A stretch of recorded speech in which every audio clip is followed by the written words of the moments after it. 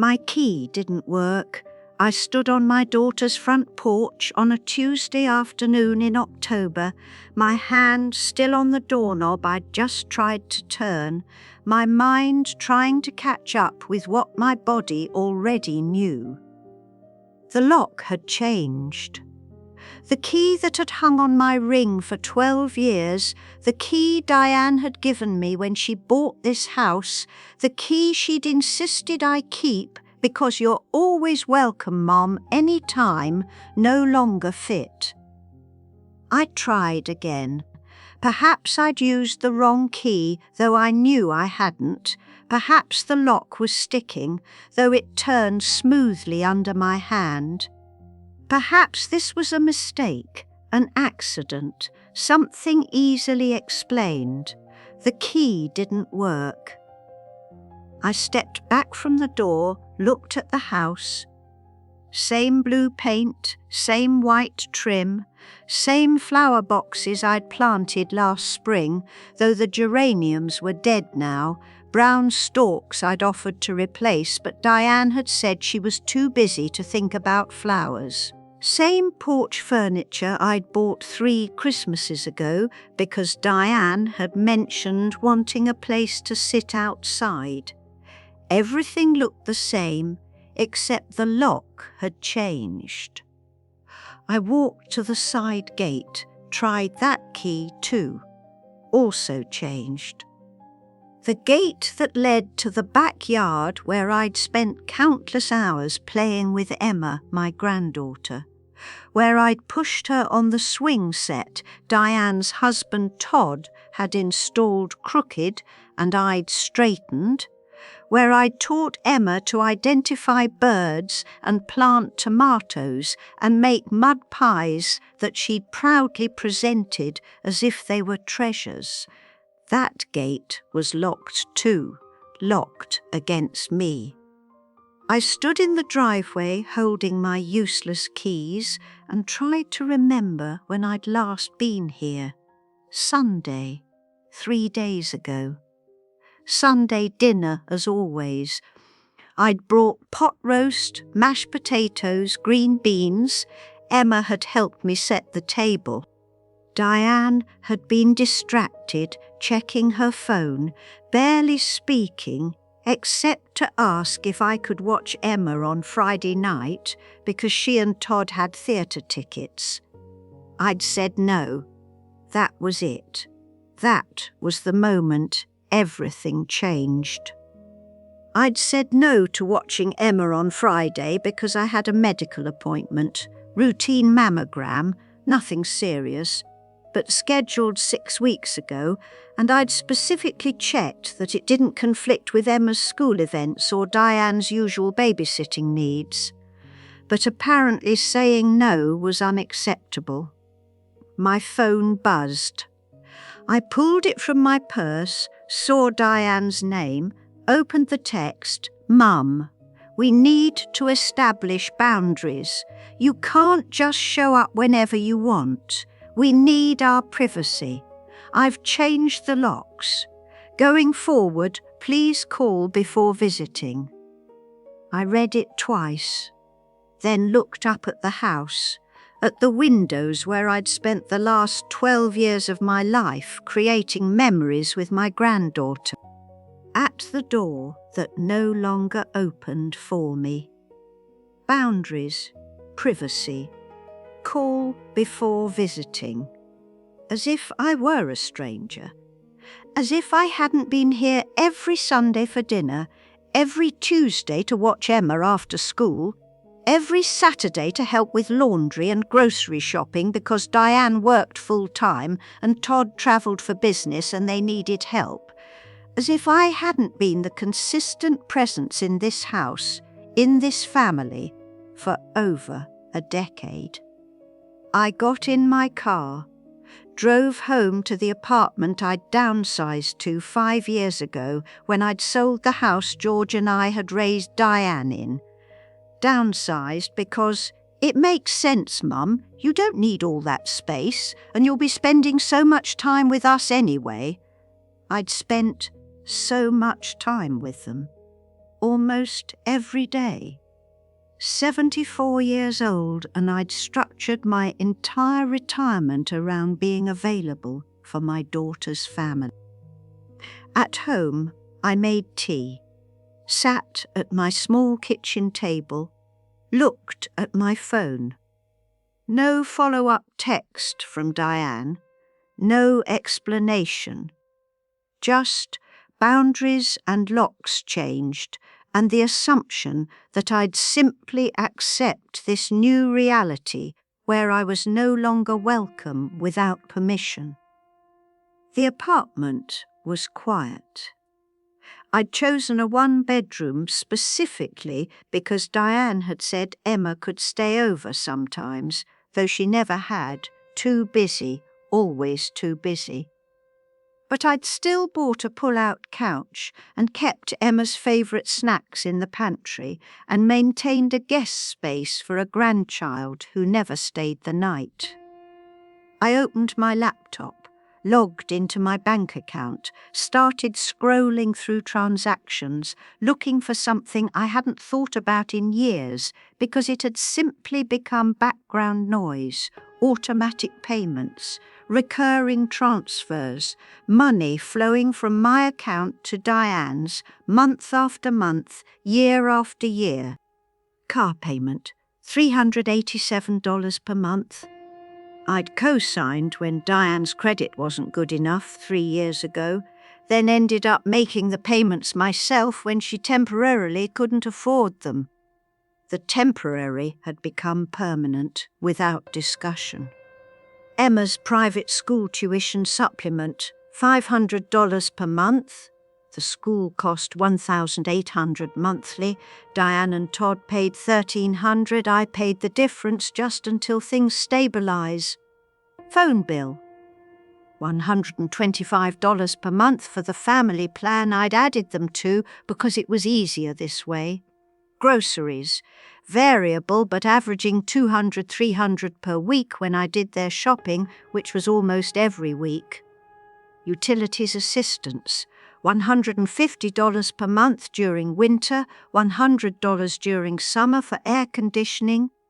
Christmas, birthdays, emergencies, thousands more annually, never tracked carefully because they were family and you don't keep score with family.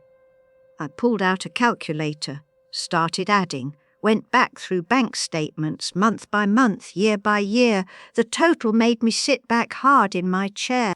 $127,450 over 10 years, documented. And that didn't count the thousands in cash for school trips and dance lessons and soccer uniforms and the new roof they'd needed and the furnace repair and the dental work and all the other small crises where I'd simply handed over money because Diane needed help. I thought about George, my husband, dead 11 years now. He'd left me comfortable.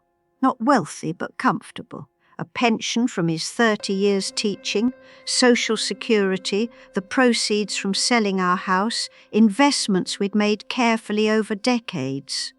I'd spent more than $100,000 of George's legacy supporting a daughter who'd just locked me out of her house without explanation. My phone rang. Diane. I stared at it, watched it buzz against the table, tried to decide if I wanted to hear what she had to say. I answered, "Mum, did you try to come over?" Her voice was tight, annoyed. "Yes, my key didn't work. I told you I changed the locks. Your text arrived while I was already in the driveway." Silence. Then, "Well, next time call first." "Diane, what's going on? Why did you change the locks?" "I told you, boundaries. You can't just show up whenever you want." "I show up when you ask me to. I've been showing up for 12 years whenever you needed me."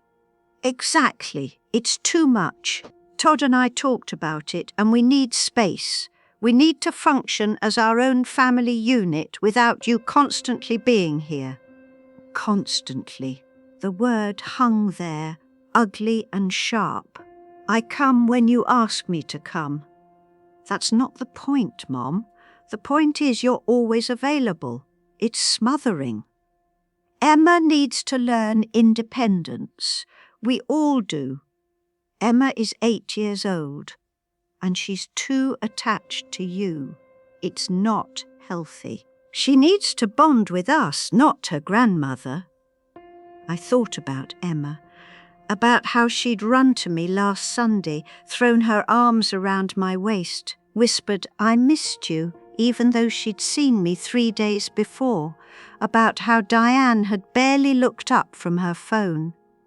So this is about Emma needing space from me. It's about all of us needing space. I'm sorry if that hurts your feelings, but we have to do what's best for our families. And I'm not part of your family? You're my mother. That's different. Look, I don't have time for this conversation right now. I'm at work. We can talk about it later. When? I don't know. I'll text you. She hung up.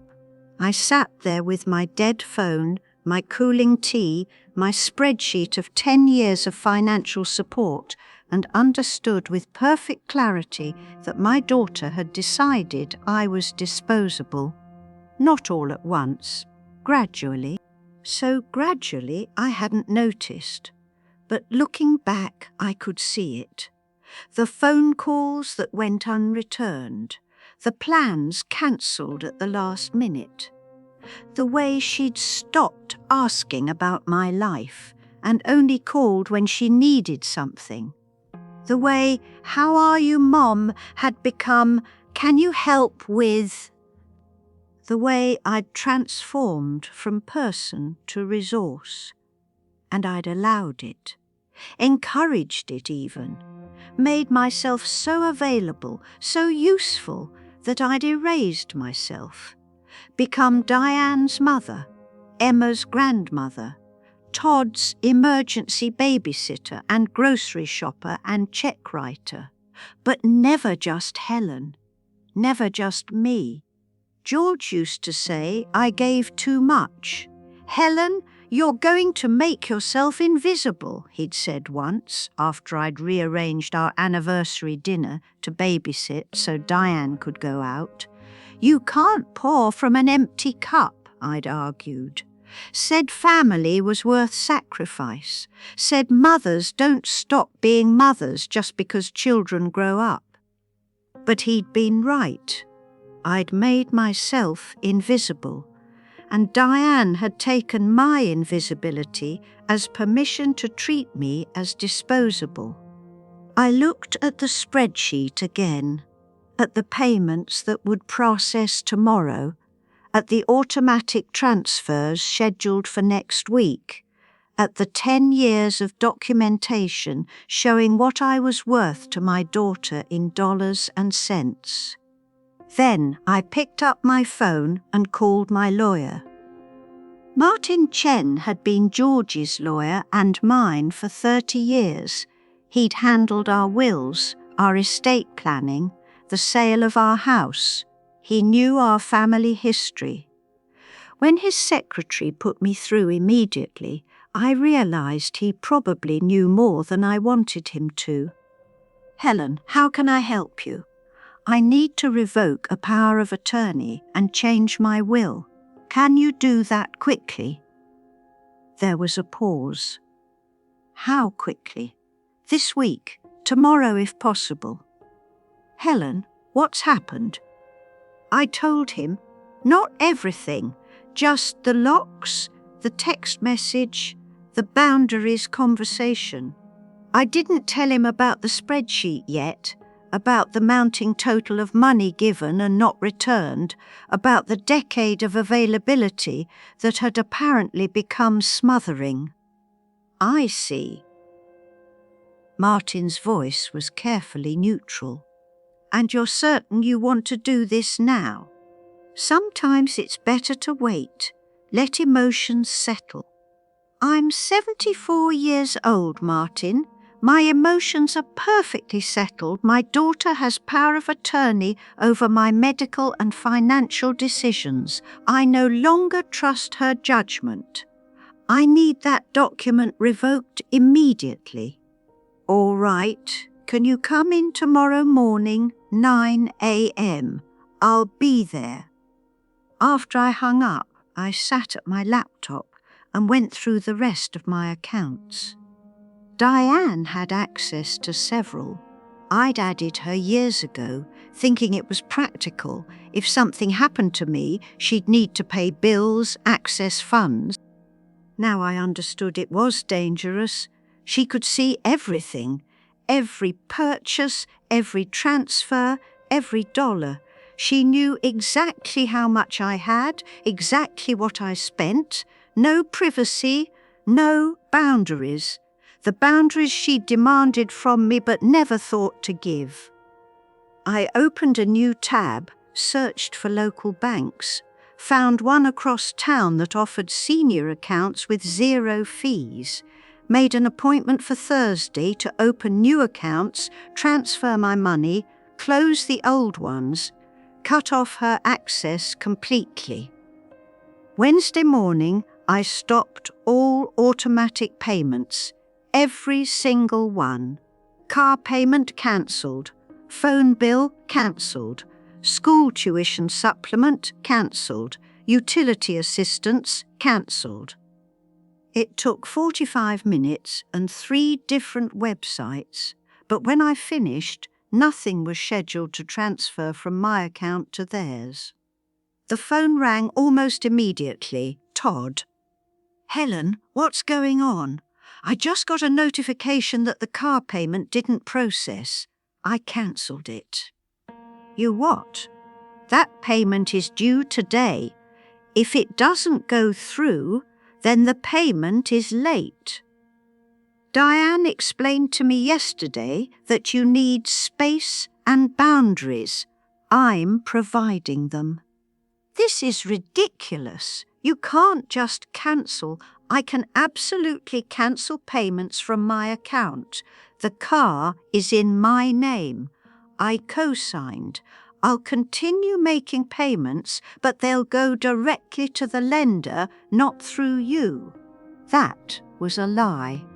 I wasn't planning to make payments at all.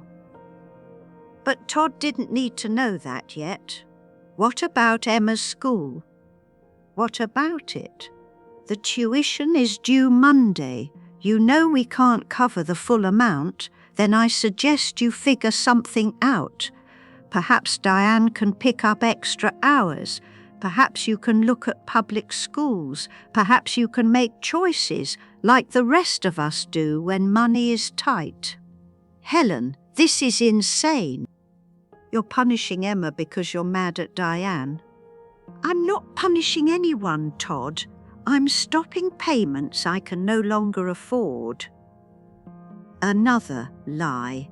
I could afford them, but I was done affording Diane's life while she locked me out of it. This is going to cause serious problems for us. Then I suggest you have a conversation with your wife about how treating people as disposable has consequences. I hung up. My hands were shaking, not from fear, from something else, something that felt like power, like control, like the first breath after surfacing from deep water. I'd been drowning. For 10 years, I'd been drowning in availability, in service, in making myself essential while making myself disappear. And now I was surfacing. The air hurt my lungs, sharp and cold and real. Thursday, I opened new bank accounts, transferred everything, closed the old accounts. The banker was cheerful, professional, didn't ask why a 74-year-old woman was moving her money with such urgency. Friday I met with Martin. He had the documents ready, power of attorney revocation filed, new power of attorney naming my niece Claire instead of Diane. Will revision, Diane removed entirely, estate split between Claire and a trust for Emma, accessible when she turned 25. "You're sure about this?" Martin asked as I signed each page. "Completely. She's going to contest it. She'll claim undue influence, diminished capacity. Let her try. You've known me for 30 years. You'll testify that I'm of sound mind. These decisions are documented, rational, based on clear patterns of behaviour. She can contest all she wants." Martin nodded slowly. "You sound like George." "George was smart. I should have listened to him sooner. He worried about you after he died, worried that Diane would take advantage. He was right to worry." I signed the last document, watched Martin notarize everything, felt the weight of finished business. Friday afternoon, my phone started ringing. Diane. I didn't answer. Todd. Ignored. Diane again. Voicemail. Text messages piling up, increasingly frantic. "Mum, what is going on? You can't just cut us off. This is crazy. We need to talk right now. You're destroying this family." I turned my phone off, sat in the quiet of my apartment, made dinner just for me, simple, exactly what I wanted without worrying if someone else would like it. Ate slowly, washed the single plate, the single fork. Afterward, I went to my closet, pulled out boxes I'd been storing for years, baby clothes, Emma's that Diane had asked me to keep in case we have another. I'd kept them. Carefully packed, mothballed, taking up precious closet space in my small apartment because Diane might need them. She never had another child. Never asked for the clothes back, just let them sit here occupying space, expecting me to maintain storage for a future that never materialized. I loaded them into my car, drove to Goodwill, donated everything, came back for more boxes. Diane's high school yearbooks. I don't have room, can you keep them? Wedding photos she'd never picked up, art projects from elementary school, the accumulated debris of her life that had somehow become my responsibility to curate. All of it, donated, gone. By Saturday evening, my closet was mine again. My space was mine. My money was mine. My time, my energy, my attention, all of it reclaimed. Sunday, I didn't go to Diane's for dinner. Sunday, for the first time in 12 years, I stayed home, made tea, read a book, existed without obligation. Monday morning, a letter arrived, certified mail, Diane's handwriting on the envelope. I opened it. "Mum, I don't understand what's happening. You've gone insane. You've cancelled all our payments, you're not responding to calls, and now Todd tells me you've changed your will. How could you do this? How could you abandon your own family? We needed you. We relied on you, and the minute we ask for reasonable boundaries, you turn vindictive. You're punishing us for wanting basic privacy. That's not love, that's manipulation." Emma is devastated. She asks about you every day, and I have to explain that Grandma is angry and won't talk to us. Do you know what that's doing to her? Do you even care? I thought you were better than this. I thought you understood what family means. But apparently your love is conditional. Apparently if we don't perform gratitude the way you want, you abandon us. This is your choice.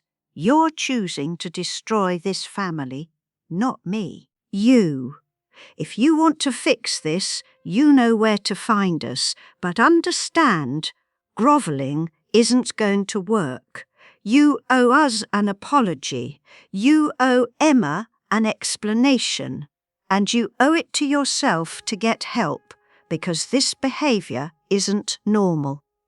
Diane, I read it twice, then carefully folded it, placed it back in the envelope, and filed it in a folder I'd labelled documentation, because that's what it was.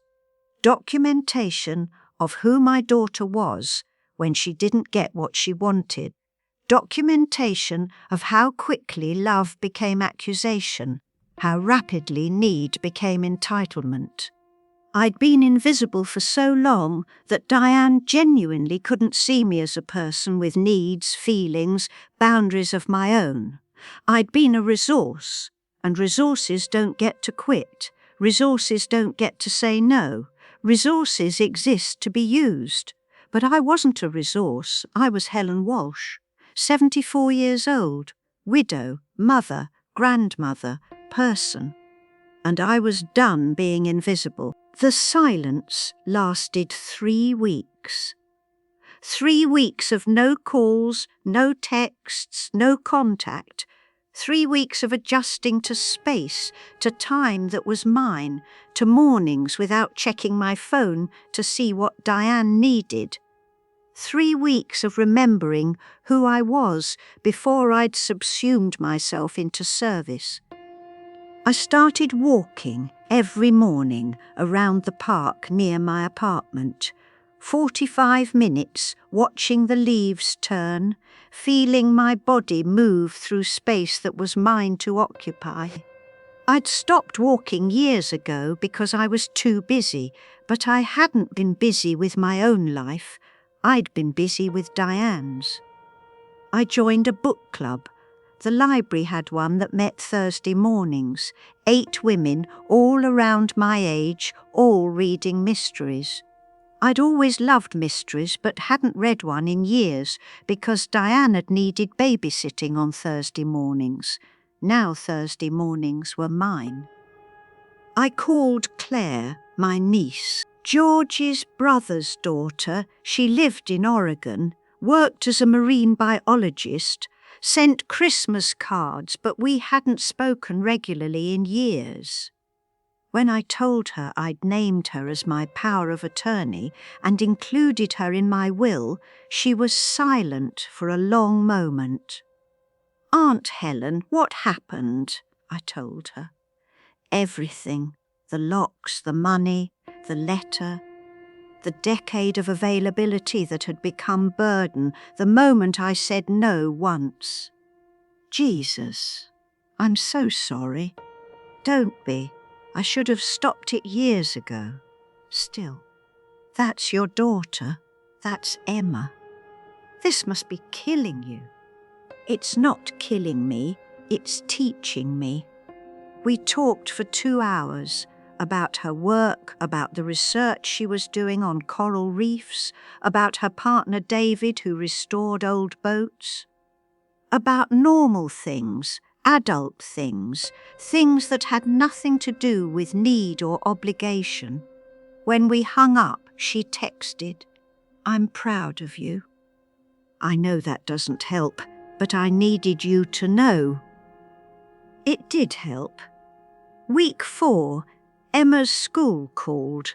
The principal asking if I could come in for a meeting. I almost said no, what business did I have at Emma's school anymore? But something made me agree. The principal was kind, careful. "Mrs. Walsh, I wanted to speak with you about Emma. We've noticed some changes lately. She's withdrawn, not participating in class. Her teachers are concerned." "Have you spoken with her parents?" "Yes. Mrs. Bradford says Emma is fine at home, that she's just adjusting." "But," the principal hesitated, "Emma talks about you constantly. She's asked several times if she did something wrong, if that's why you don't visit anymore." My throat tightened. "I'm not allowed to visit." "I see." The principal folded her hands on her desk. "Mrs. Walsh, I'm not here to mediate family disputes, but Emma is suffering. Whatever's happening between you and her mother, this child is caught in the middle."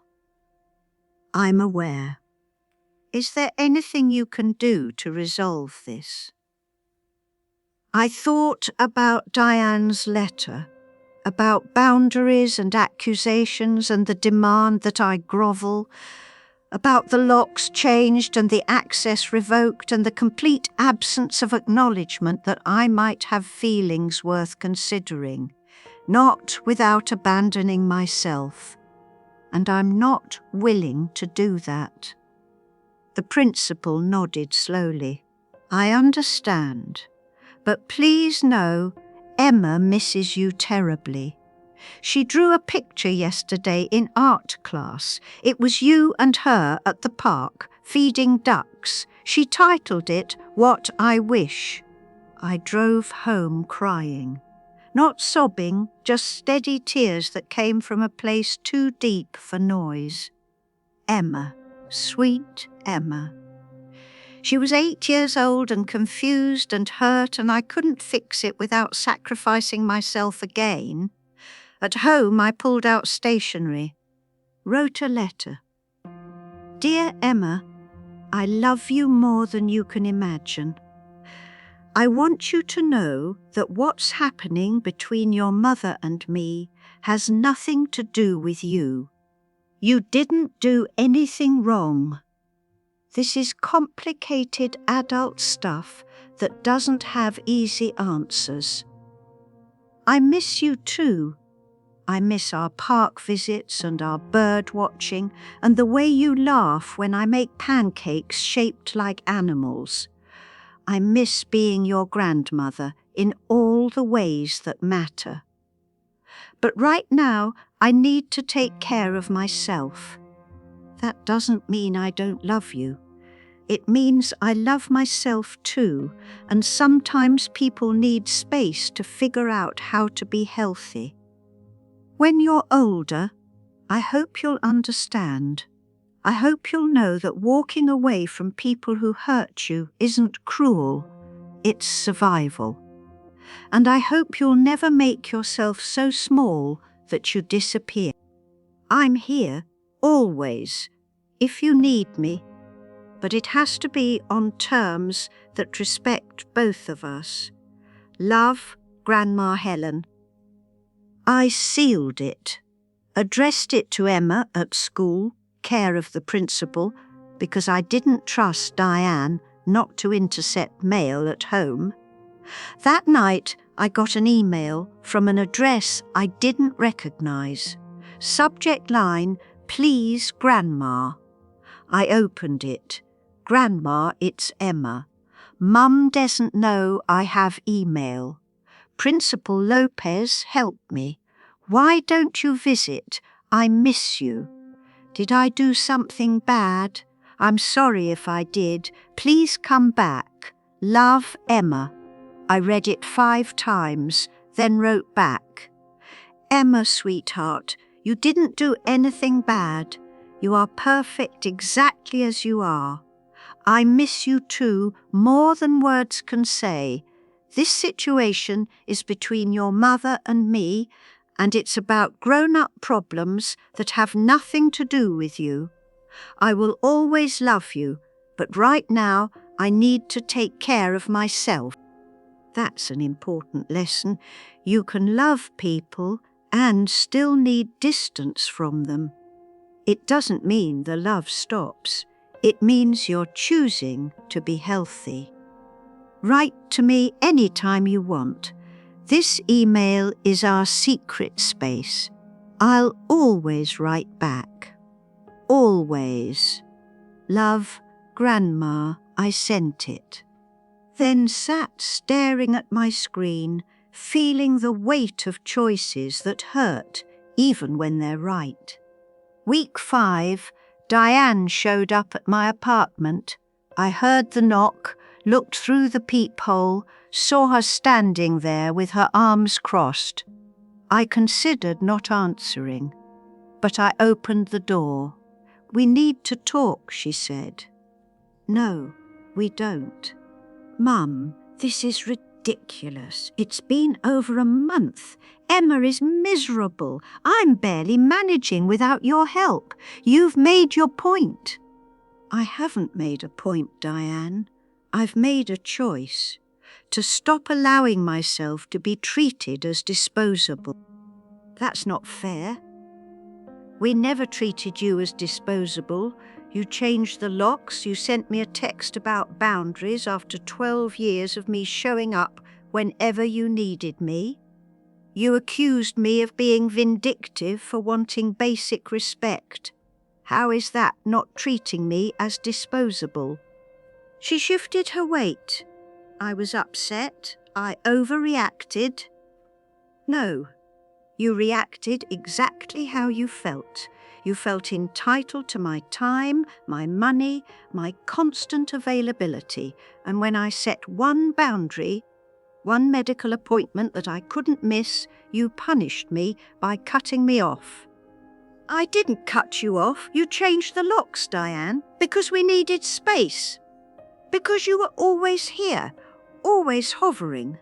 I was here because you asked me to be here every Tuesday after school, every Saturday for groceries, every Sunday for dinner, every emergency, every crisis, every time you needed something, I showed up. Because that's what mothers do, and now you're abandoning us." "I'm not abandoning you. I'm establishing boundaries. Something you demanded from me but apparently can't tolerate when I demand them from you." She stared at me. "What do you want? An apology?" "Fine. I'm sorry. I'm sorry I hurt your feelings. Can we move past this now?" "It's not about hurt feelings. It's about pattern. 10 years of patterns where I gave and you took, and the moment I stopped, you cut me off. That's not a relationship. That's exploitation. That's not fair." "It's completely fair. I have the bank statements to prove it. Over $100,000 I've given you. Not loaned, given, because you've never once paid me back. Never even acknowledged that maybe supporting your entire lifestyle wasn't sustainable. We didn't ask you to do that. You absolutely did. Every time you called in a panic about bills. Every time you hinted about Emma's school costs. Every time you showed me your bank account and sighed about how tight things were. Those were asks. And I said yes, because I thought that's what family did. It is what family does." "No, Diane. Family goes both ways. Family doesn't demand everything and give nothing. Family doesn't accuse you of vindictiveness when you stop funding their life." She was quiet for a long moment. Then, "So that's it. You're just done. You're willing to lose your relationship with your granddaughter over money?" "This isn't about money. And I haven't lost Emma. I email her every day. But yes, I'm willing to establish boundaries, even if it means losing people who only valued what I provided." "You're unbelievable." She turned toward the door, then stopped. "You know what? Fine. Be alone. See how that works out for you. But don't expect us to come crawling back when you change your mind." "I don't." She left. The door closed. I stood in my quiet apartment and felt nothing. Not sadness, not regret, just the clean simplicity of a transaction completed. I'd said what needed saying. Diane had heard what she wanted to hear. Nothing had changed, and somehow that was clarifying. Some people can't see you. No matter how clearly you speak, no matter how much evidence you provide, they'll reframe your boundaries as cruelty, your self-preservation as abandonment. Diane was one of those people, and I was done trying to make her see me. November arrived cold and sharp. I turned 75 on the 3rd, spent it alone by choice, made myself birthday pancakes, walked through fallen leaves, treated myself to dinner at the Italian restaurant George and I used to love. No calls from Diane, no birthday card, no acknowledgement at all. Claire sent flowers, called and sang happy birthday off-key. We talked for an hour about her work, about a grant she'd received, about plans to visit me in December. Emma sent an email with a drawing attached, a cake with 75 candles, me smiling, her next to me. Happy birthday, Grandma. I wish I could give you a real hug. Love, Emma. I printed it, hung it on my refrigerator, cried a little, but the tears felt clean, not bitter, just sad that loving people sometimes means loving them from a distance. Mid-November, Martin called. Helen, I wanted to give you a heads up. Diane has consulted an attorney. She's threatening to contest your will revision. On what grounds? The usual. Undue influence, diminished capacity. She's claiming you were upset and not thinking clearly when you made these changes. I was upset and thinking more clearly than I've thought in years. I know, and we can prove that. But she's also making noises about elder abuse, about financial exploitation. She's accusing me of being financially exploited. That's rich, considering I know. The irony isn't lost on anyone with actual facts. But Helen, this could get ugly. She's positioning herself as the concerned daughter, protecting her vulnerable mother from making rash decisions. Let her try. I have bank statements showing 10 years of transfers. You have documentation of my mental competency. What does she have? Hurt feelings and a lawyer who's convinced her she has a case. Then let's make sure she doesn't. Martin was quiet for a moment. You're really not going to back down, would you? If someone treated you like an ATM for a decade, locked you out of their house, accused you of being manipulative for establishing boundaries, then claimed you were incompetent when you stopped funding their lifestyle, no, I wouldn't. Then don't expect me to. We hung up. I sat at my kitchen table and felt the weight of impending conflict. Diane wasn't going to let this go quietly. She was going to fight, not because she loved me, because she'd lost access to my money. That hurt. Not the fight itself, but the reason for it, that my daughter's primary concern wasn't our relationship, but her financial situation. I opened my laptop, started documenting everything. Every text message saved, every email preserved, the letter she'd sent accusing me of destroying the family, the timeline of lock changes and payment cancellations, the spreadsheet of money transferred. If she wanted to claim I was incompetent, she'd have to explain why an incompetent person was so methodically documenting everything. Thanksgiving came. I'd been dreading it, the first major holiday without family. But Claire called on Tuesday. Aunt Helen, David and I talked. We're flying out for Thanksgiving. We want to spend it with you, if that's okay. You don't have to do that. We want to. Your family. And families show up for each other. Actual families, not people who just take and take and take. They arrived Wednesday afternoon.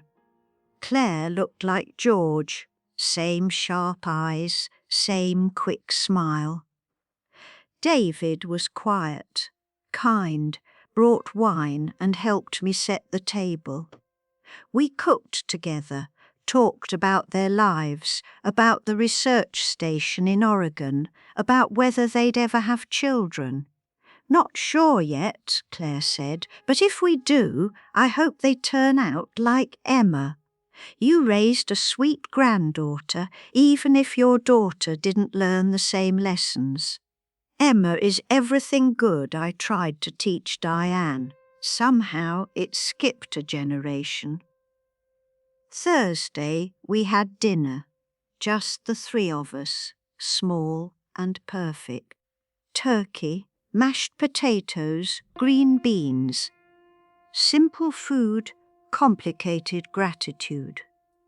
Tell us about Uncle George, David said. So I did. Stories I hadn't told in years because Diane wasn't interested in her father's memory beyond how it affected her. Stories about George's terrible jokes, his obsession with crossword puzzles, the way he'd dance with me in the kitchen when he thought no one was watching. He sounds wonderful, Claire said. He was, and he'd be proud of you. He always said you were the smart one, the one who'd do important things. He said that about you too, you know. He told me once that you were the strongest person he'd ever met, that you'd sacrifice anything for the people you loved, but he worried you'd sacrifice so much you'd forget to leave anything for yourself. He was right, but you're fixing it now. That's what matters. We stayed up late, drinking wine, talking about everything and nothing. When they left Sunday afternoon, Claire hugged me hard at the door. I meant what I said, your family, the real kind. Call me anytime, about anything, I'm here, thank you. And Helen?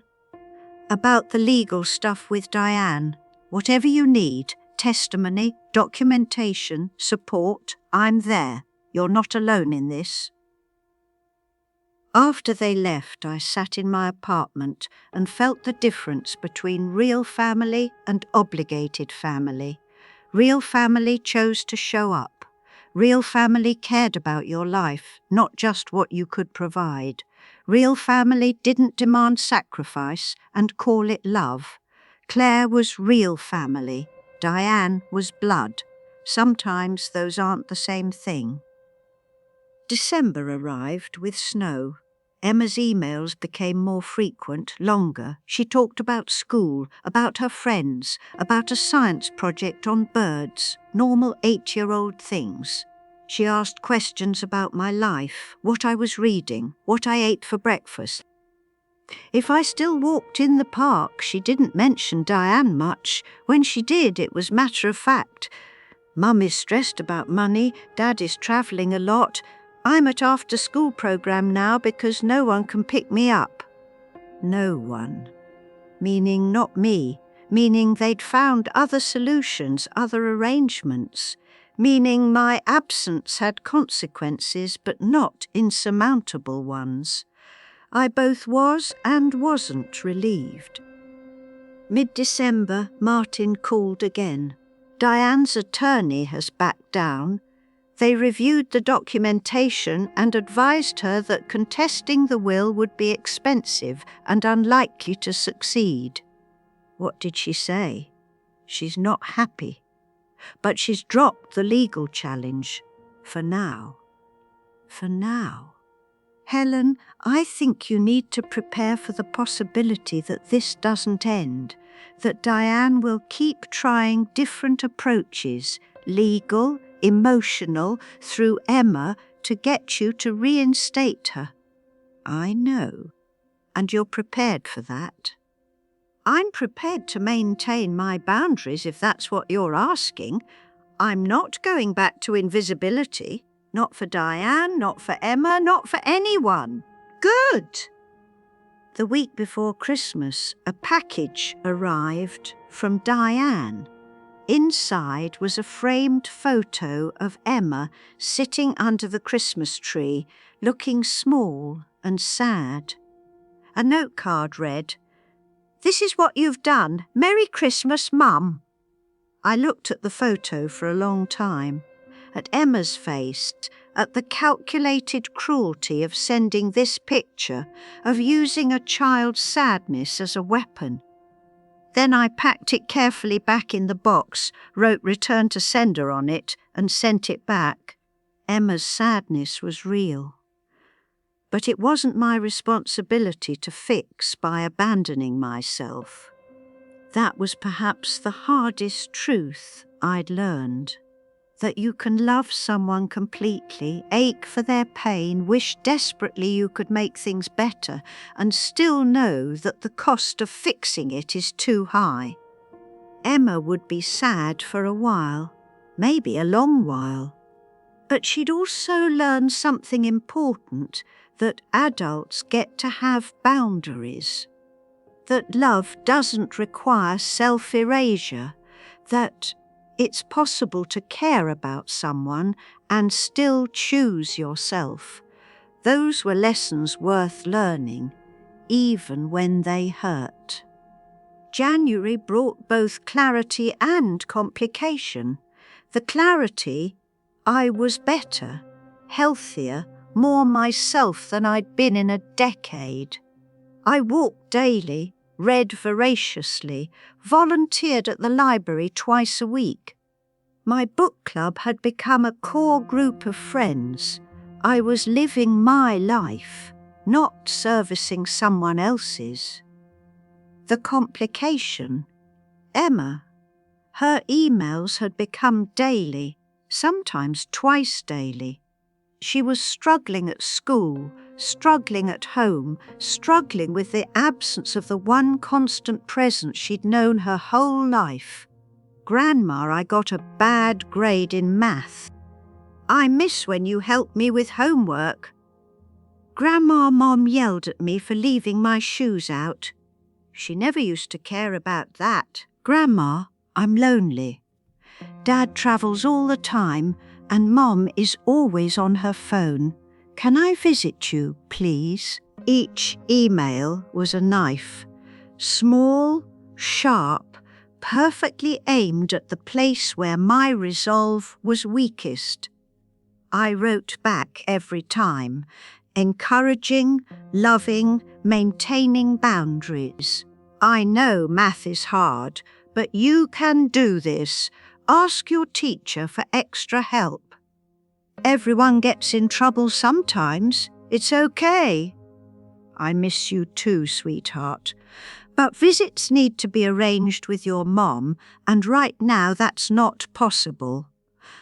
I didn't tell her that Diane hadn't spoken to me in 3 months. I didn't tell her that her mother had changed the locks, cut off contact, accused me of abuse. I didn't tell her the truth because she was 8 and the truth was too complicated.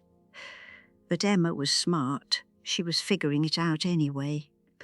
Grandma, why can't you and Mom just talk? Adults are supposed to solve problems. Grandma, I heard Mum tell Dad you're being selfish. Are you being selfish? Grandma, Mum says you don't love us anymore. That's not true, right? That last one broke me. I called Martin immediately. She's using Emma as a weapon. She's telling an 8-year-old that I don't love them. That's emotional manipulation. Can we do something? Like what, Helen? File for grandparent rights? Those barely exist in this state. Sue for access? That would take years and cost tens of thousands of dollars, and there's no guarantee you'd win.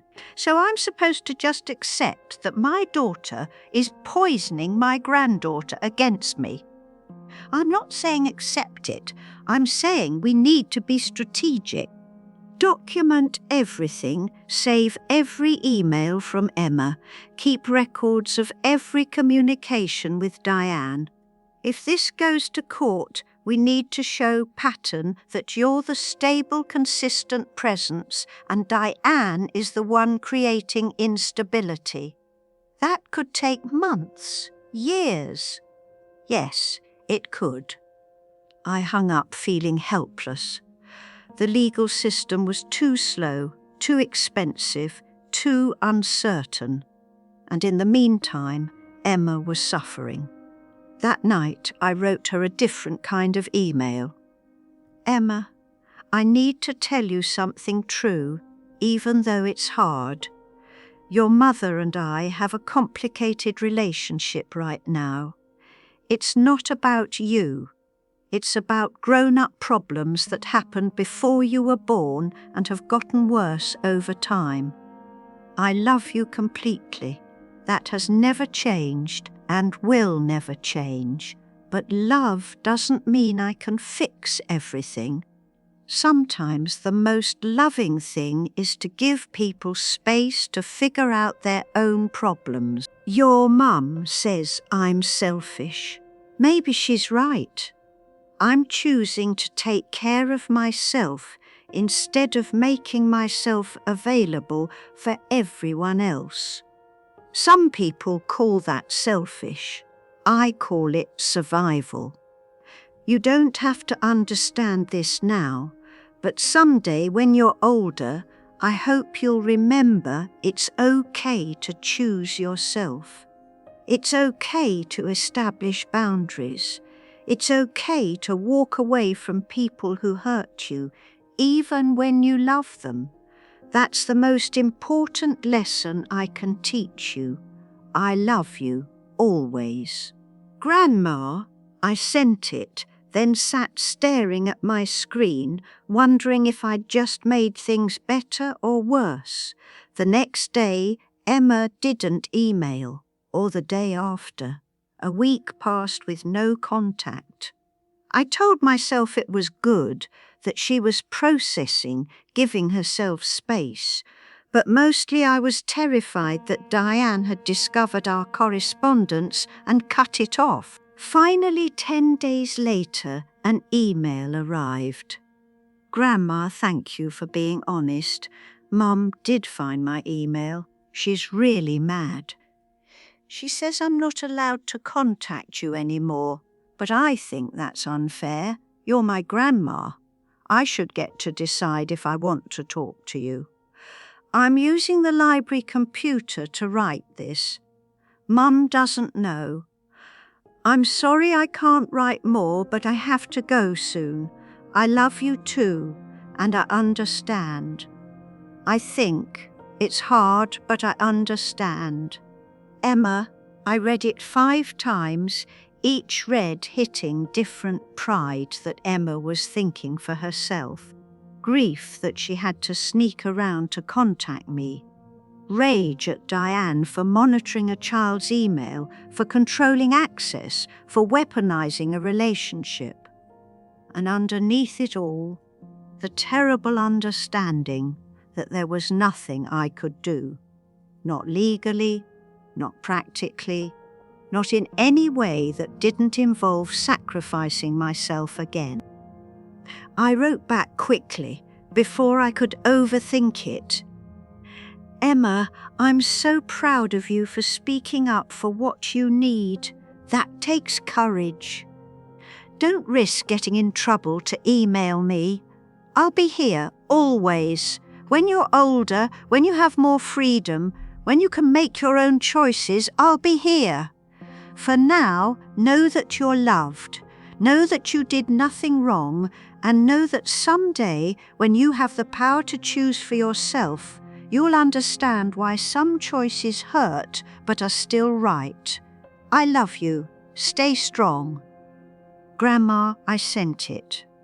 Then closed my laptop and sat in the silence of my apartment, feeling the weight of powerlessness. This was the price of boundaries.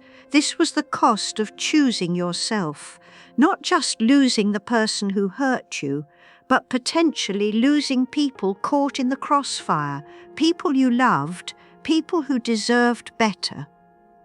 Emma deserved better.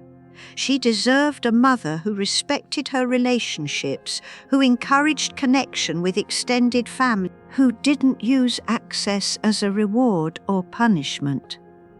But she didn't have that mother, and I couldn't give her one. All I could do was survive, maintain my boundaries, and hope that someday Emma would understand why her grandmother chose herself instead of staying in a toxic system. February, I got serious about long-term planning, not just legal and financial, life planning. What did I want my 70s to look like, my 80s? Not this. Not isolated in my apartment, defined by absence rather than presence. Not spending my best years missing Emma, fighting with Diane, existing in limbo. I wanted something more, something mine. I'd always wanted to travel. George and I had planned trips we'd never taken: Italy, Ireland, the Pacific Northwest. He'd died before we could go, and I'd spent the decade since being too available to travel, too needed to be away. But I wasn't needed anymore. Or rather, the people who'd needed me had made it clear they only needed what I provided, not who I was. So what was stopping me? Nothing. Absolutely nothing. I called a travel agent, booked a 2-week trip to Oregon in March. Not to see Claire, though I'd visit her, but to see the coast, the forests, the wild spaces I'd dreamed about for years. I booked another trip for May, Ireland. 3 weeks, hitting all the places George had circled on maps, all the sites he'd researched. I booked a third for September, Italy. A month, travelling slowly, seeing art and eating food and existing in a language I didn't speak, forcing myself to be present rather than useful. When I finished, I'd spent $10,000 on travel.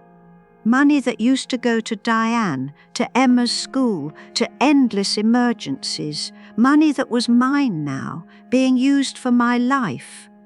It felt terrifying and absolutely right. That night, I emailed Claire with my Oregon dates. She wrote back within an hour, "Yes, we're going to have so much fun. I'll take time off work.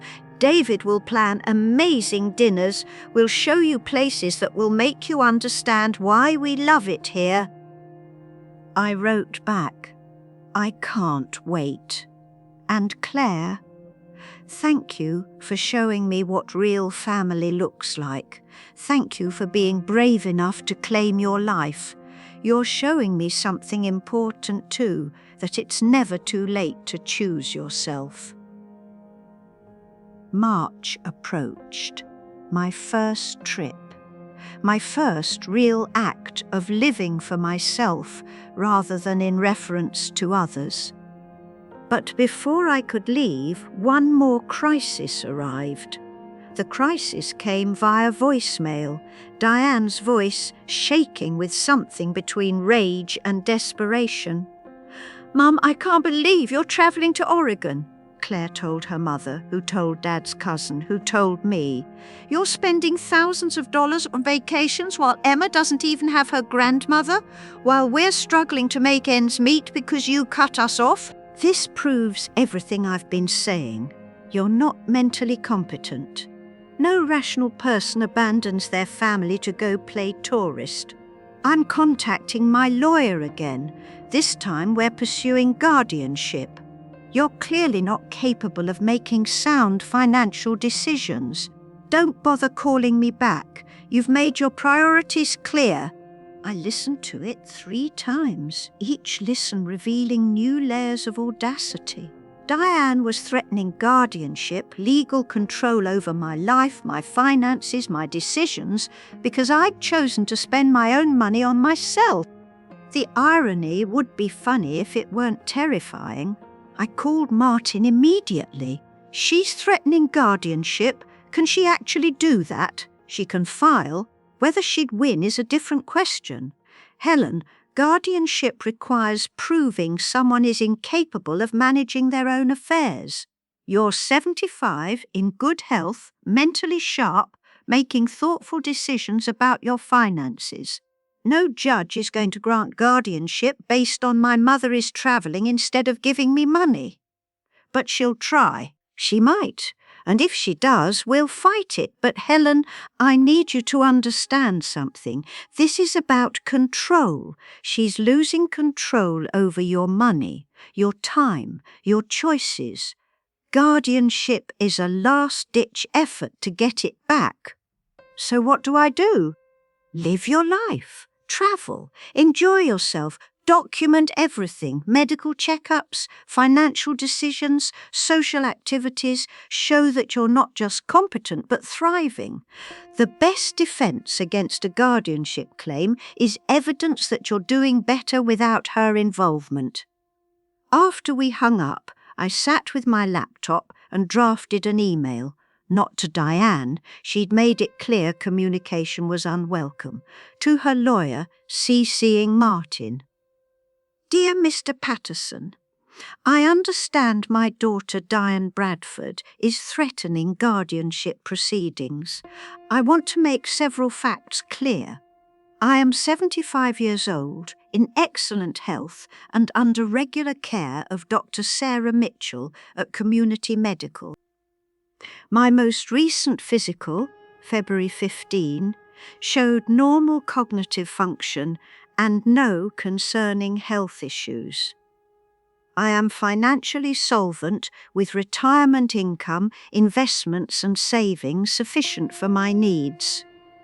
My decision to stop providing financial support to my daughter is based on a decade of documented transfers totaling over $120,000, none of which has been repaid. My decision to travel is neither impulsive nor financially irresponsible. I have planned and budgeted carefully, and my travel expenses represent less than 5% of my annual income. I am represented by Martin Chen, who has been my attorney for 30 years and can testify to my consistent mental competency. Any guardianship petition will be vigorously contested. I am happy to submit to independent cognitive evaluation, financial assessment, or any other measure that demonstrates my competency to manage my own life. I would prefer to resolve this matter without litigation. However, I will not be coerced into resuming financial support through threats of legal action. Sincerely, Helen Walsh. I sent it, then made an appointment with my doctor for a complete cognitive assessment. If Diane wanted to claim I was incompetent, I'd have professional documentation proving otherwise. Dr. Mitchell was puzzled but cooperative. Helen, you're one of my sharpest patients, but if you need formal testing, I can arrange it. 2 days later, I underwent 3 hours of cognitive testing: memory, problem-solving, comprehension, executive function. The neuropsychologist was thorough, professional, and at the end somewhat amused. Mrs. Walsh, your cognitive function is well above average for your age. In fact, you scored in the 95th percentile for several categories. There's no evidence of impairment, decline, or any condition that would affect your ability to manage your own affairs. Can I have that in writing? Absolutely. I left with a 10-page report detailing my excellent cognitive health. Added it to my growing file of documentation. If Diane wanted a fight, I was armed. But beneath the practical preparations ran a current of grief.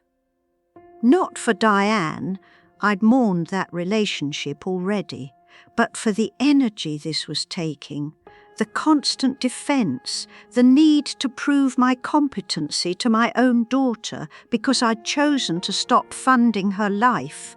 This wasn't love, this wasn't family, this was hostage negotiation. A week before my Oregon trip, Emma emailed from a new address. Grandma, I made a new email account at the library. Mum can't find this one. I have to be quick. Are you really going to travel without seeing me? Mum says you're leaving and might not come back. That's not true, right? I don't understand what's happening. I just want things to be normal again. I want you to visit. I want Sunday dinners. I want everything to be the way it was.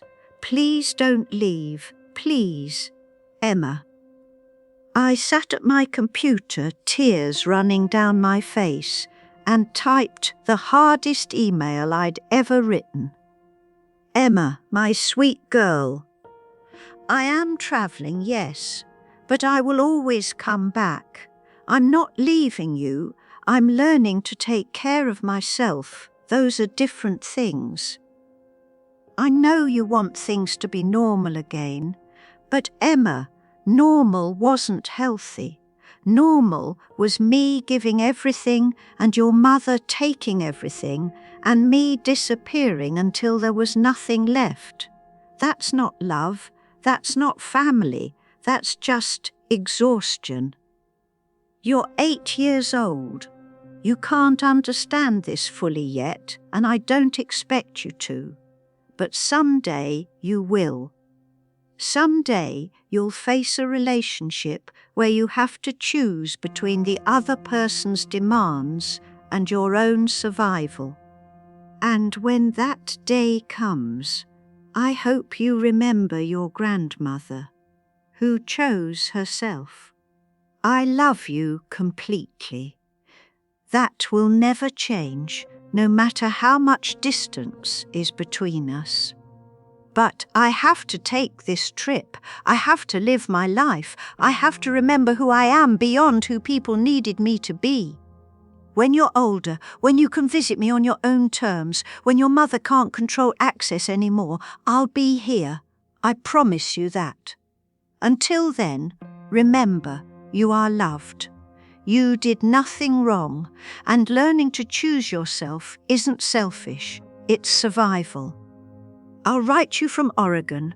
I'll tell you about the ocean and the forests and all the beautiful things I'm finally letting myself see.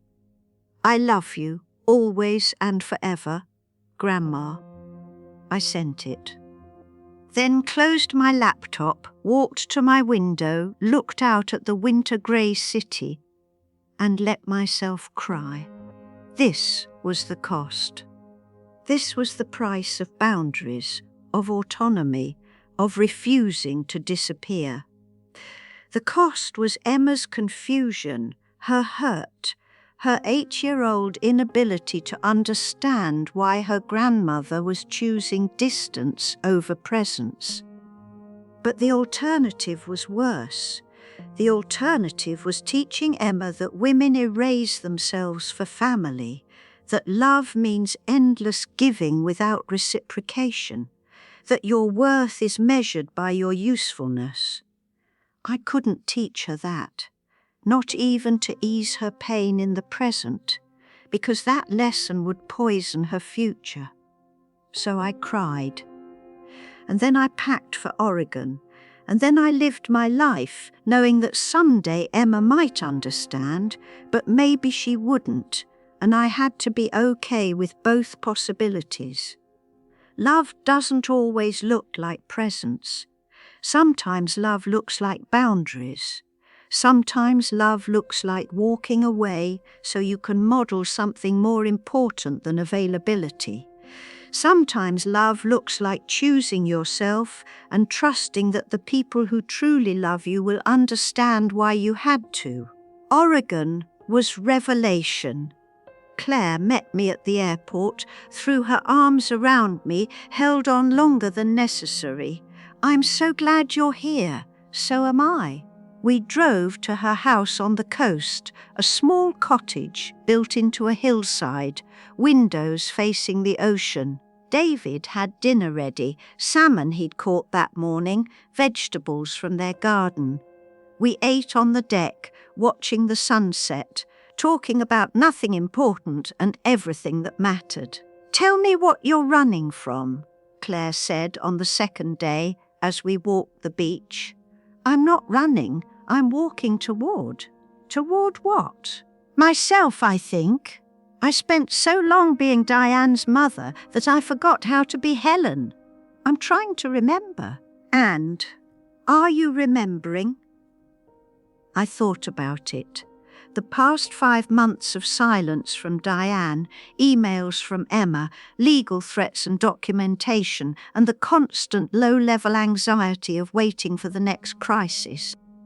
But also mornings in my apartment with good coffee and no obligations. Book club, walking, time that was mine. Yes, slowly, but yes. We walked in comfortable silence, the ocean rolling beside us, grey and powerful and indifferent to human drama. Emma sent me an email, Claire said carefully, through my work address, which she must have found online. She wanted to know if you were okay, if I was taking care of you. What did you tell her? The truth, that you're more than okay, that you're finally taking care of yourself, and that she'll understand when she's older why that was necessary. Did she write back? No, but she's 8. She's scared and confused and missing you. That doesn't mean you're wrong. It just means this is hard. I know. Do you? Because from here, it looks like you're carrying a lot of guilt about a situation you didn't create. I stopped walking, looked at Claire, at her sharp eyes, so much like George's, at the way she saw clearly through things I tried to hide. I chose this. I chose to establish boundaries. That choice hurt Emma. How am I not responsible for that? Because Diane created the situation where boundaries were necessary. Because Diane is using Emma as a weapon. Because Diane could choose at any moment to allow you and Emma to have a relationship, but she's not choosing that. She's choosing to punish you through her daughter. But no buts, Aunt Helen. You didn't abandon Emma. You established boundaries with someone who was exploiting you. Diane is the one who decided that meant Emma couldn't have a grandmother. That's on her, not you. We walked back to the cottage in silence. That night, I slept better than I had in months. The ocean sound, the safety of being with people who saw me, the simple fact of being away from the constant threat of Diane's next move. The rest of the week was healing. Claire showed me her research station, introduced me to her colleagues, explained her work with a passion that reminded me of George describing his students. David took us to hidden beaches, small towns, places tourists didn't know about. We cooked together, talked for hours, existed in the comfortable rhythms of real family. On my last day, Claire handed me an envelope. This is from Emma. It came to my work address yesterday. I didn't read it. It's for you. I opened it carefully. Inside was a letter in careful child handwriting. Dear Grandma Helen, Aunt Claire told me you are in Oregon. I looked it up on the map. It's really far. I hope you are having fun. I miss you a lot, but I think I understand better now. Mum says you're being selfish, but Aunt Claire says you're being brave. I think maybe both can be true. I wish I could visit you, but Mum says I can't. She says you need to apologize and come back. But I don't think you should apologize for wanting to be happy. Is that wrong? School is hard. Math is still bad. I got a B on my science project about birds. I remembered the things you taught me. I hope you come home soon. I hope someday we can see each other again. But if we can't, I want you to know I love you and I'm glad you're happy. Love, Emma, age 8 and 3/4. I read it 3 times, each time finding new depth. Emma was figuring it out. She was 8 and confused and missing me, but she was starting to understand that grown-up relationships were complicated, that love didn't always look like presents, that sometimes being brave looked like selfishness from the outside. "She's going to be okay," Claire said softly. "She's smart and kind and learning to think for herself because of you, because you're modeling something important." "I hope so. I know so." "And Helen, you're going to be okay too. You're already okay." I flew home feeling lighter than I'd felt in years. Not because problems were solved, they weren't. Diane was still threatening legal action. Emma was still caught in the middle. The situation was still complicated and painful and unresolved. But I was okay, actually okay, living my life, making choices, existing as Helen Walsh, not just as someone's mother or grandmother or ATM. That was enough. It had to be enough.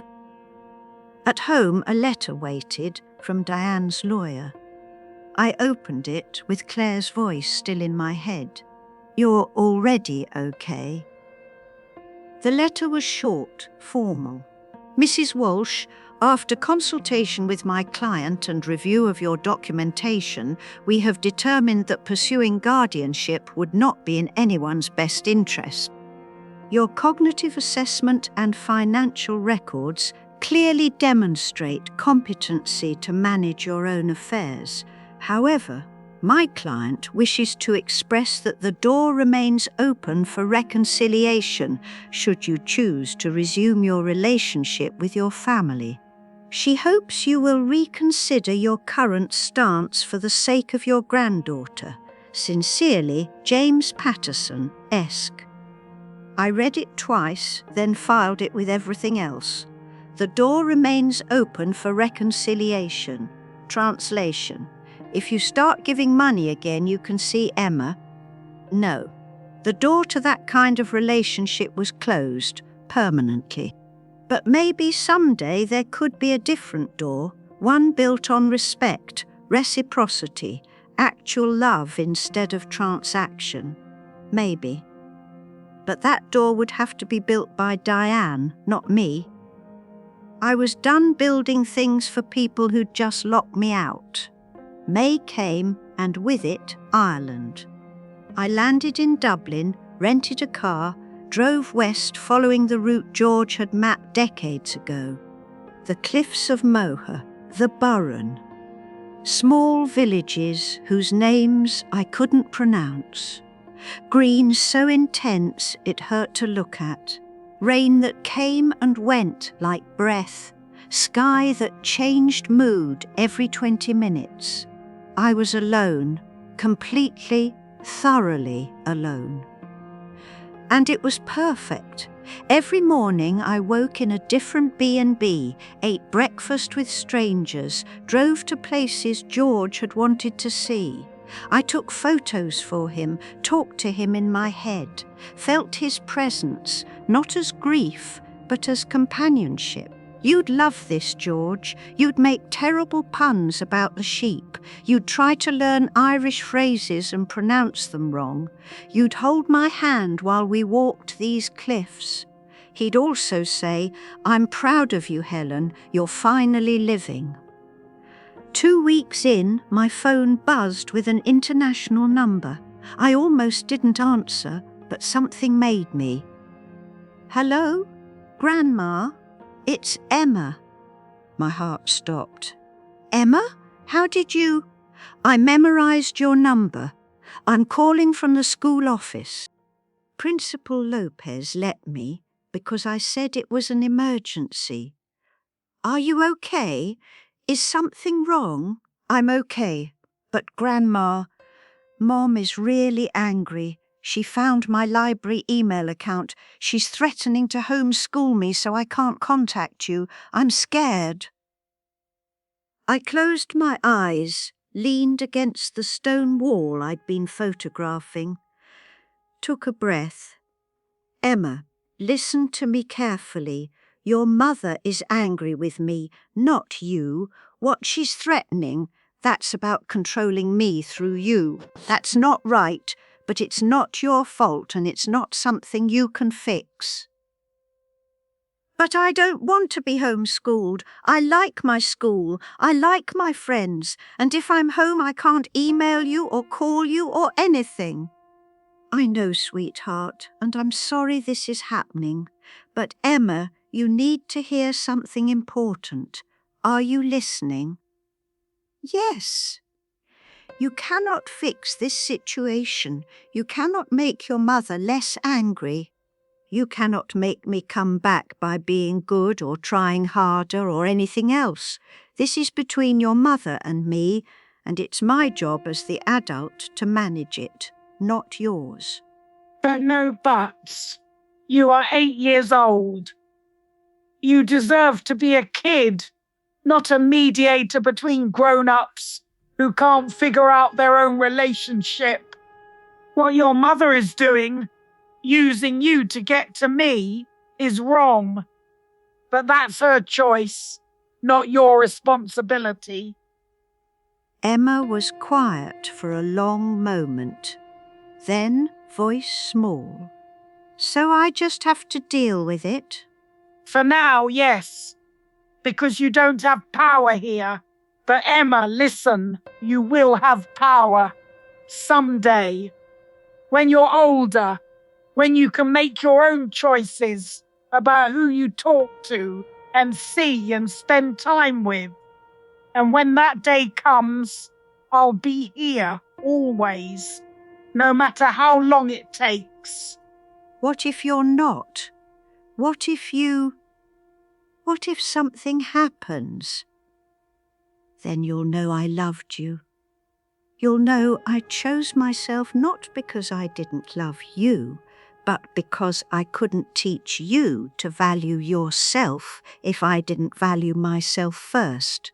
You'll know that boundaries aren't cruelty, they're survival, and you'll have that knowledge for your own life.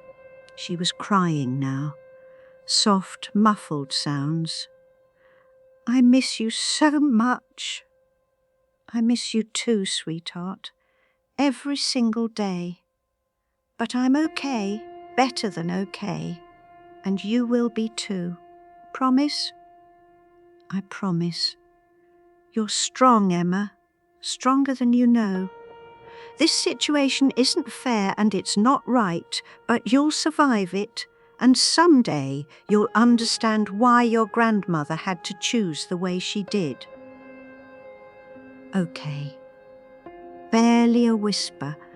I have to go now before your principal gets in trouble for letting you use the phone. But Emma, thank you for calling. Thank you for being brave enough to reach out. That took courage. I love you, Grandma.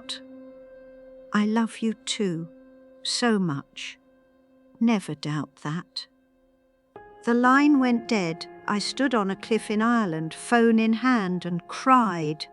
Not quiet tears, big gasping sobs that came from the deepest place, the place where you keep the grief you can't usually acknowledge, because acknowledging it means admitting how much this costs.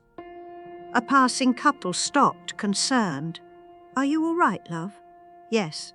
I wiped my eyes. Just life. We understand. They moved on, giving me privacy for my grief. I stood there until I could breathe normally again. Then I took a photo of the view, grey-green ocean, dramatic cliffs, sky threatening rain. Sent it to Emma's school email with a caption, "This is where I was when you called. This is what your grandmother is learning to do. Stand on the edge of beautiful things and not be afraid." I didn't know if she'd get it. Diane might have shut down the email entirely. But I sent it anyway, because hope is stubborn. That night, in a small B&B in Galway, I wrote a long letter. Not to Emma, to myself. The version of myself that had started this journey 6 months ago, standing on Diane's porch with a key that didn't work. Dear Helen, you were terrified, standing there realizing your daughter had locked you out, understanding that love hadn't been enough to prevent exploitation. You wondered if you were strong enough to do what came next. You were. You are. These 6 months have been the hardest and best of your life. Hard because you've lost daily access to your granddaughter.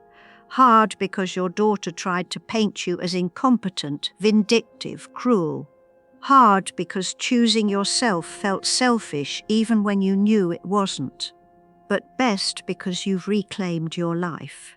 You walk every morning, you read, you travel. You exist as Helen Walsh, not as someone's resource. You've learnt that alone and lonely aren't the same thing. That you can love people completely and still need distance from them. That boundaries aren't walls, they're doors you control the keys to. Emma called today. She's struggling. Part of you wants to fix it by going back, by resuming the old patterns, by making yourself available again. Don't. Not because you don't love her, because you love her enough to model something more important than availability, autonomy. Someday she'll be able to choose for herself. When she does, you'll be here, not invisible, not depleted, but whole. You'll have modelled what it looks like to choose yourself even when it costs, even when it hurts, even when the people you love think you're wrong. That's the gift you're giving her. The knowledge that women get to exist beyond service, that love doesn't require self-erasure, that it's possible to honour your own needs without apology. Stay the course, trust yourself, keep living. You're braver than you thought you were. Love, Helen, age 75.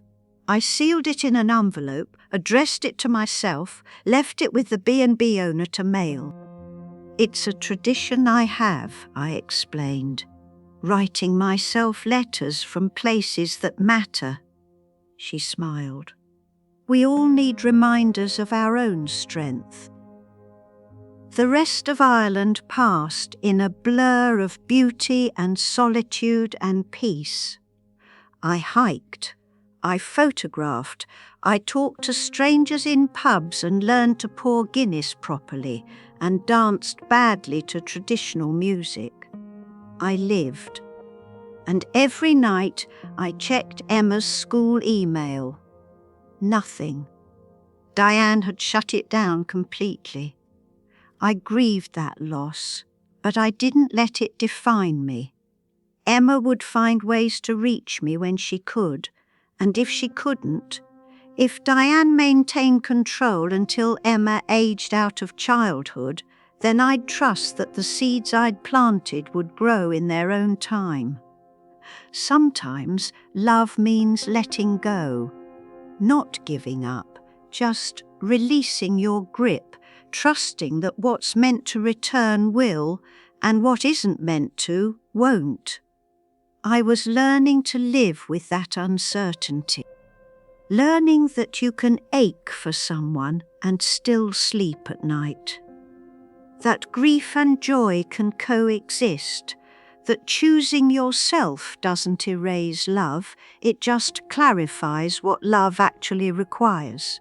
I flew home from Ireland changed, not in dramatic ways, but in the quiet certainty that I'd done the right thing, that I was still doing it, that this path, lonely as it sometimes was mine, and it was real, and it was enough. June. Summer arrived, warm and purposeful. I returned from Ireland to find legal closure. Martin called. Diane has officially dropped all claims. No guardianship petition, no will contest, no further legal action. You're clear.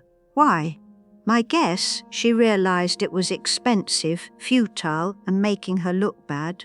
Or her lawyer talked sense into her. Either way, it's over. It was over. The legal part anyway. The rest, Emma, the grief, the complicated reality of loving someone at a distance, that would never be fully over. But it could be managed, lived with, incorporated into a life that was fuller, richer, more mine than it had been in a decade. I settled into summer rhythms, volunteered more at the library, took up painting classes at the community centre, planned my September trip to Italy with meticulous joy. Claire visited in July, brought David, spent a week showing me photos from Oregon and making plans for my next visit. You're part of our family now, she said, not obligated, wanted. There's a difference. I know, I'm learning. August, a letter arrived from Emma, real mail in an envelope with stamps sent to my address. Inside was a single sheet of paper. Dear Grandma, I'm 9 now. Mum lets me write letters now. She says it's okay as long as she reads them first. This is the first one she said I could send. I miss you. School starts soon. I'm going into 4th grade. I'm doing better in math. Mum says you love me, but you need space. Is that still true? Love, Emma brief, carefully worded, obviously written under supervision. I wrote back immediately. Dear Emma, happy birthday, sweetheart. I wish I could have celebrated with you. Yes, that's still true. I love you and I need space from your mother. Both things are real and true at the same time.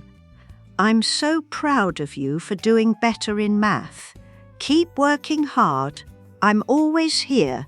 When you're ready, when you're able, when you have more freedom to choose, I'm here. Love always, Grandma Helen. I sent it. Didn't know if Diane would allow her to receive it, but I sent it anyway. September loomed. Italy beckoned. Life continued, full of small moments that added up to existence that felt real. I was okay. Actually, genuinely okay. Not because I'd gotten what I wanted. I hadn't. I wanted Emma in my life daily. I wanted Sunday dinners.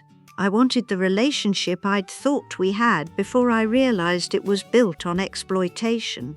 But I'd gotten something better, myself. Autonomy, dignity, the knowledge that I could survive losing people who treated love as transaction, the certainty that I deserved better than invisibility. That was worth the cost. 2 years later, Emma's email came from a new address, her own this time, no supervision, no monitoring. Subject line, can I visit? Grandma, I'm 11 now. I have my own email and my own phone. Mum can't control those anymore. Dad said I deserve privacy. I understand better now why you left, why you needed space. Mum explained more, and even though she's still mad, I get it. You were right about boundaries, about choosing yourself. Can I visit you? Just me, for a weekend. I want to see where you live. I want to talk about everything. I want to know my grandma as a person, not just as grandma. I miss you. I love you. I'm ready if you are. Love, Emma. I read it 10 times. Then booked a train ticket for her, cleared my calendar, prepared my apartment. She arrived on a Friday afternoon, taller, sharper, more herself. We hugged at the station, awkward and real. That weekend we talked about everything, the locks, the money, the 2 years of limited contact. About Diane's perspective, my perspective, the complicated truth that lived between them. About love and boundaries and how you could honour both. "Are you and Mom ever going to fix things?" Emma asked Sunday morning over pancakes. "I don't know, maybe. If she can see me as a person instead of a resource. If I can trust her not to exploit that relationship. But maybe not. And I'm okay either way. I'm not sure I'm okay with it. You don't have to be. You're allowed to want things that aren't possible. You're allowed to grieve the family you wish you had while accepting the one you do have." She nodded slowly. "Can I visit again?" "Any time. On your terms. When you want to, not when you're obligated." After she left, I stood in my quiet apartment and felt the bitter sweetness of partial victory. I had Emma back, not daily, not in the way I'd once had her, but in a way that was real and chosen and built on respect rather than need. It wasn't what I'd wanted 2 years ago, but it was better than invisibility. I made tea, sat by my window, watched the world continue, indifferent and beautiful. Somewhere, Diane was still angry. Somewhere, boundaries still felt like cruelty to her. Somewhere, she was telling a story where I was the villain. But here, in my apartment, in my life, in the autonomy I'd reclaimed at great cost, I was Helen Walsh, 77 years old, whole, imperfect, surviving. The silence had no weight, it had wings.